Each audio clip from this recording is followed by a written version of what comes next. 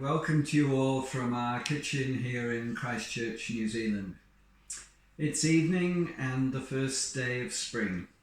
The daffodils and spring blossom are out, and the first flush of green are in the trees, while baby lambs are frolicking around in the nearby country paddocks. We've had a mild, dry winter, though snow has been falling in the nearby alpine passes today.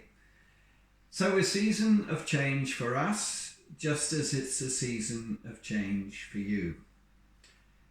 Let me tell you how much Catherine and I have been enjoying hearing and being inspired by this series of worship from the Croi during this pandemic.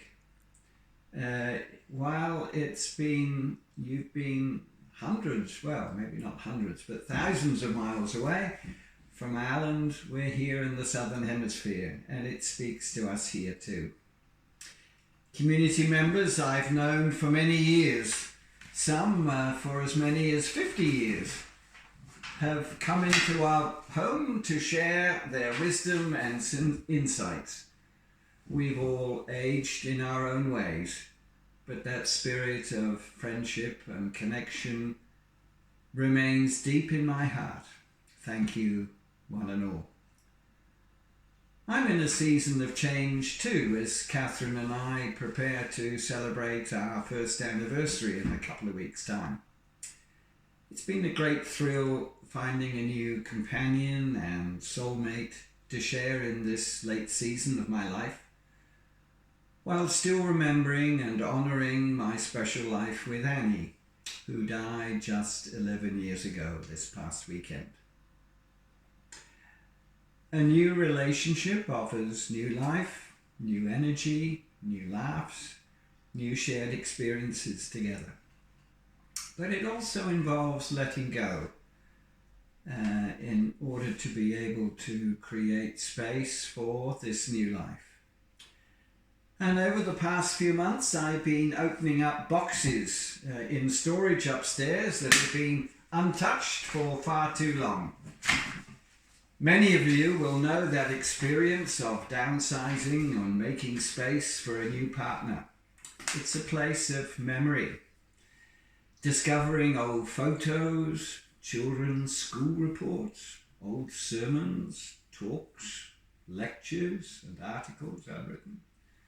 Letters and cards from loved ones who've since died. Even a tape recording taken of my children when we left the centre 30 years ago, resonating with their distinctive local Ballycastle voices. I also came across these tapes of songs recorded by the Croi singers from Summerfest 1985, the One Small Candle, just put it on, the One World Croi singers, Justice and Peace, and then who will forget, never forget the Cantamus tapes, and that time when Tom Paxton visited the centre. And I also came across these worship books that are probably very dated, these ones which have collected over the time. Okay. So thank you, Doug, Roger, Norman, Jacinth, and everyone else involved for this privilege of hearing your voices again after all these years. The richness of a past season in my life. And that leads me onto the Croi logo. I still have memories of the late Desi McClernon up a ladder painting the logo on the wall by reception in the late 1980s. He shared with me what it meant to him, how differences were always real but could be overcome around the cross. It's a wonderful image which speaks to us all wherever we live, whether that's in the island of Ireland or Britain, in Europe, the States, Africa, Asia, the Pacific, even in Antarctica, as I discovered 4 or 5 years ago. It's an image that has stayed with me this last week.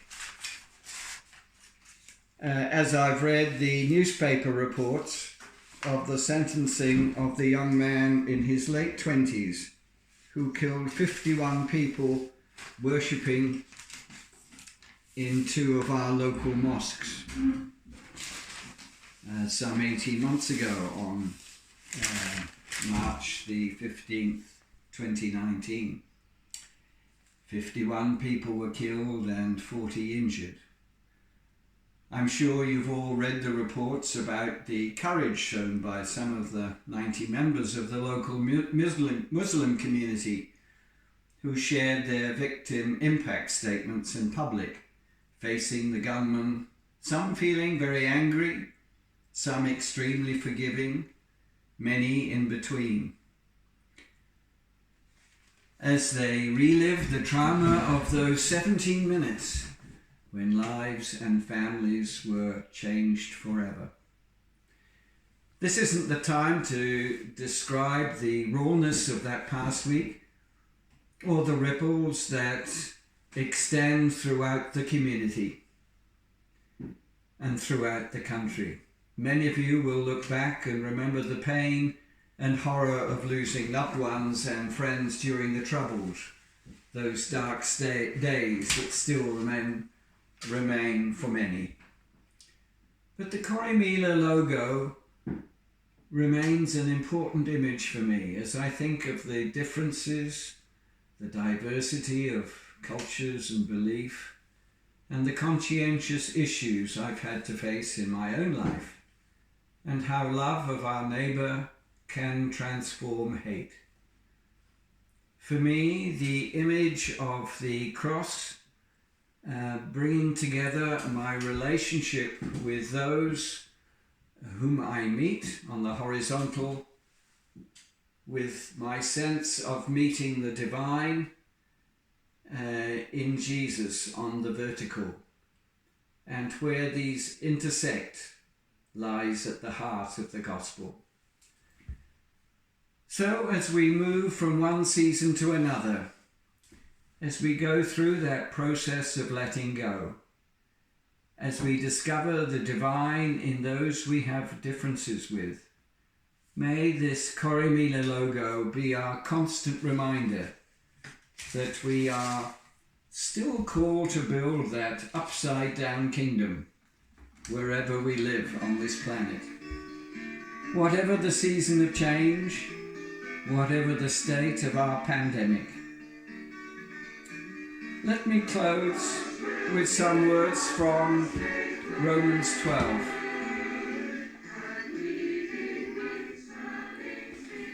Do not conform yourselves to the standards of this world, but let God transform you inwardly by a complete change of your mind. Then you will be able to know the will of God, what is good and pleasing to Him and is perfect.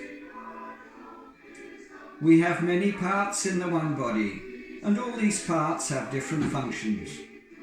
In the same way, though we are many, we are one body in union with Christ, and we're all joined to each other as different parts of one body.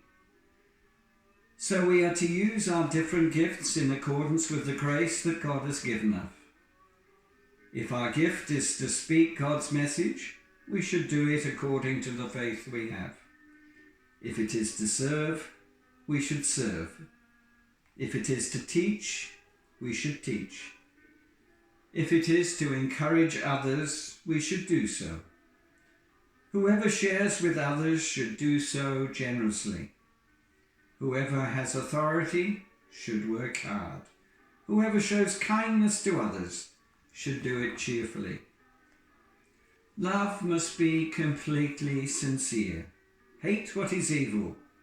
Hold on to what is good. Love one another warmly as Christian brothers, and be eager to show respect to one another. Thank you. It's been lovely to be with you this evening, and wish you every blessing. Amen.